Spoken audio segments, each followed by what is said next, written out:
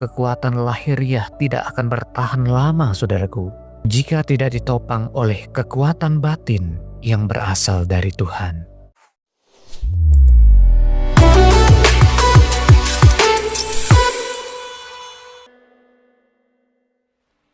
Shalom, selamat pagi saudaraku yang dikasihi Tuhan Yesus Kristus. Puji Tuhan, kita berjumpa kembali dalam renungan pagi dan doa pemulihan hari ini. Saya percaya dan saya berdoa saudara dalam keadaan yang baik, sehat, penuh sukacita dan damai sejahtera Allah. Sebelum kita melangkah dalam berbagai aktivitas kita pagi hari ini, mari kita membuka hati kita untuk dituntun oleh firman Allah yang terambil di dalam surat Efesus pasal yang ketiga, ayat yang ke-16 sampai yang ke-17. Demikian bunyi firman Tuhan, "Aku berdoa supaya Ia menurut kekayaan dan kemuliaannya menguatkan dan meneguhkan kamu oleh roh-Nya di dalam batinmu, sehingga oleh imanmu Kristus diam di dalam hatimu dan kamu berakar serta berdasar di dalam kasih."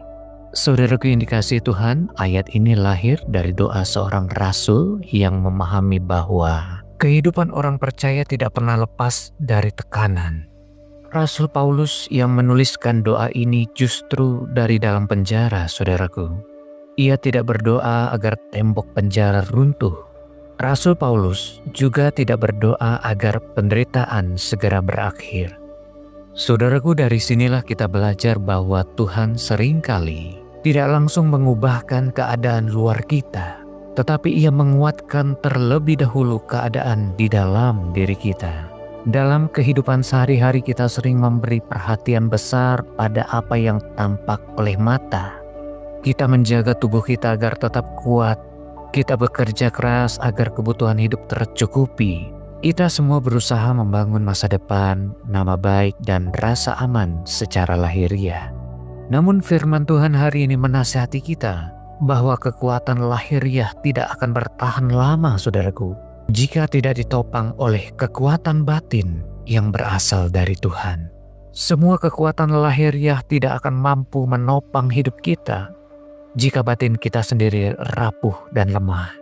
Sebab kekuatan sejati orang percaya tidak ditentukan oleh apa yang dilihat oleh luar dirinya, tetapi melainkan apa yang sedang terjadi di dalam batinnya. Saudara, bayangkan sebuah rumah yang terlihat indah dari luar. Dindingnya dicat rapi, atapnya kokoh, dan halamannya tertata rapi. Namun jika fondasinya retak dan rapuh, maka rumah itu akan mudah roboh ketika ada gempa bumi. Sebaliknya, rumah yang mungkin sederhana dari luar, tetapi memiliki fondasi yang kuat dari dalam, maka rumah ini akan bertahan dan berdiri meskipun digoncang oleh badai apapun juga. Saudaraku, demikian pula hidup kita sebagai orang percaya. Batin kita adalah fondasi itu. Jika batin dikuatkan oleh Tuhan, maka hidup kita tidak mudah runtuh oleh goncangan masalah apapun juga di dalam hidup kita. Saudaraku yang dikasihi Tuhan, batin adalah sebuah pusat kendali dalam kehidupan kita. Dari dalam batin terdapat pikiran, sikap hati, keputusan-keputusan, dan arah hidup kita. Ketika batin kita mudah lemah, maka sukacita dan damai sejahtera akan mudah hilang dalam hidup kita. Ketika batin kita dalam keadaan yang lemah, masalah kecil pun bisa terasa menjadi sangat besar. Kritik yang kecil pun terasa bisa sangat melukai hati kita. Namun sebaliknya, ketika batin dikuatkan oleh Tuhan, dikuatkan oleh firman-Nya, dan diteguhkan, dinasihati oleh Roh Kudus, maka ia akan tetap berdiri teguh sekalipun badai kehidupan datang bertubi-tubi di dalam hidupnya. Seperti sebuah lampu minyak, selama minyak di dalamnya masih ada, lampu itu akan terus menyala dan menerangi sekelilingnya. Tetapi ketika minyaknya habis, lampu itu akan tetap padam meskipun sumbunya masih ada. Demikian juga dengan hidup kita, saudaraku. Aktivitas kita akan terus bisa berjalan dengan baik.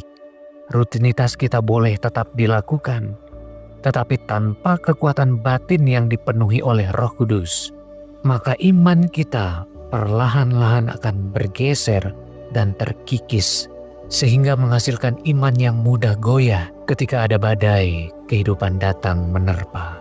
Saudaraku, firman Tuhan menyatakan bahwa ketika seseorang batinnya mulai lemah, maka masalah kecil terasa seperti gunung batu yang sangat besar, saudaraku. Namun ketika batin kita dikuatkan oleh firman Tuhan, masalah besar pun dapat dihadapi dengan hati yang tenang, saudara. Seperti sebuah kapal di tengah laut, ombak tidak pernah diminta untuk berhenti. Tetapi kapal yang memiliki jangkar yang kuat tidak akan mudah hanyut oleh besarnya gelombang. Saudaraku, Roh Kudus adalah jangkar itu. Ia tidak selalu menghentikan badai, saudaraku, tetapi ia menjaga agar iman kita di level iman yang teguh, iman yang tidak mudah bergeser dari Kristus, iman yang tidak mudah terseret oleh masalah apapun juga. Saudaraku, Rasul Paulus menegaskan kekuatan batin kita bukan hasil usaha manusia. Kekuatan batin kita berasal dari kekayaan kemuliaan Tuhan. Maka ketika masalah datang dalam hidup kita, kita tidak akan pernah goyah. Sebab sumber yang kita terima dari Tuhan adalah sumber yang tidak pernah kering dan tidak akan pernah habis kekuatannya. Tuhan tidak akan memberikan kepada kita kekuatan yang gampang memudar, saudaraku. Tetapi Tuhan akan memberikan kekuatan yang baru yang sanggup menopang hidup kita melewati berbagai musim dalam hidup ini. Karena yang menopang batin kita adalah Roh Kudus sendiri, saudaraku. Roh Kudus bekerja dengan lembut, menasehati kita, menguatkan kita. Ketika kita datang kepada Tuhan menyerahkan masalah kita kepadanya, maka Roh Kudus akan mengubahkan perasaan kita menjadi tenang dan penuh dengan damai sejahtera Allah. Dan Roh Kudus itulah yang mengarahkan kita untuk memiliki kehidupan yang kuat secara batin, dan ia akan tetap setia mendampingi kita, menguatkan langkah demi langkah kita ke arah hidup yang semakin serupa dengan Kristus. Seperti embun pagi yang turun perlahan membasahi bumi, ia tidak jatuh dengan suara keras seperti hujan, tetapi kehadirannya cukup untuk menyegarkan tanah yang kering. Demikianlah pekerjaan Roh Kudus di dalam batin kita, saudaraku. Ia bekerja dengan lembut memulihkan dan menguatkan hati kita untuk terus bersandar dan mengejar arah hidup yang benar yang bertahan sampai hidup yang kekal.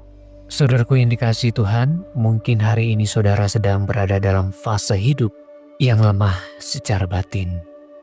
Namun hari ini firman Tuhan pagi ini menasihati kita bahwa hidup orang percaya tidak ditopang oleh kekuatan diri sendiri, melainkan oleh kekuatan Roh Allah yang bekerja di dalam batin kita. Ketika keadaan batin kita mudah lemah, kecewa, dan terluka oleh perjalanan hidup ini, ingatlah selalu, saudaraku, di dalam Kristus selalu ada kekuatan yang baru yang Tuhan sediakan bagi kita. Mari kita datang kepada Tuhan dengan hati yang jujur di hadapan-Nya. Mari kita akui segala kelemahan dan keterbatasan kita. Sebab di saat kita mengakui kelemahan kita, disitulah Tuhan akan menganugerahkan kepada kita kekuatan yang berasal dari Roh Kudus. Firman Tuhan berkata, sebab justru dalam kelemahanlah kuasaku menjadi sempurna. Saudaraku, hari ini biarlah kita melangkah dengan keyakinan bahwa Roh Kudus tinggal dan bekerja di dalam diri kita.